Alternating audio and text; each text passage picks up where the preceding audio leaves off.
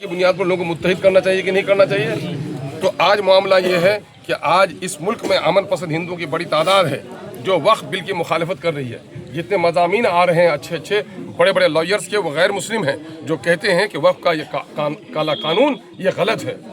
Assembly में ये बहस, पार्लियामेंट में बहस में भी और सुप्रीम कोर्ट में के बहस में भी हमारे नॉन मुस्लिम लॉयर्स बहस कर रहे हैं। इसके माने हिंदू और मुसलमानों के दरमियान में इंसाफ बाकी है।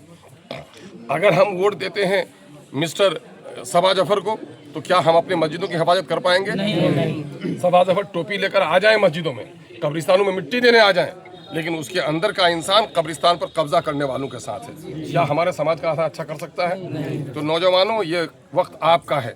आपको इन जालिम ताकतों के खिलाफ लड़ना पड़ेगा। ये लोग हैं, चंद लोग ऐसे हैं जो इलेक्शन नहीं लड़ने आए हैं, गोया जाती तौर पर लड़ने आए हैं।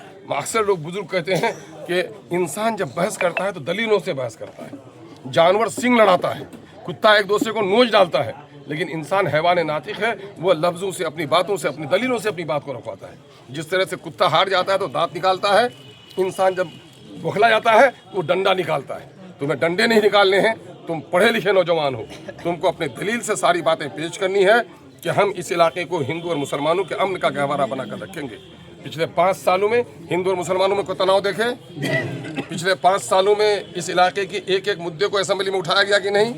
इस काम को आगे बढ़ाना है तो आओ, हम लोग एक नारा पार्टी का है, तुम लोग के जमात का, नौजवानों के जोश का नारा होना चाहिए। सब ने दिया, मैं जो जुमला बोलूँ वही जुमला दोहराओ। और जो लोग चोट खाए हुए होते हैं, बच्चा चोट खाता है रोता है कि चुप रहता है?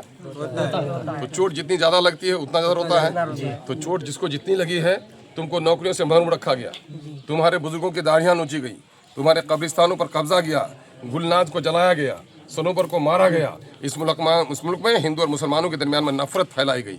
मैं परसों मेला में था कीमा में, और वहाँ देखा सारे हिंदू भाई पूजा का मेला कर रहे हैं और सारे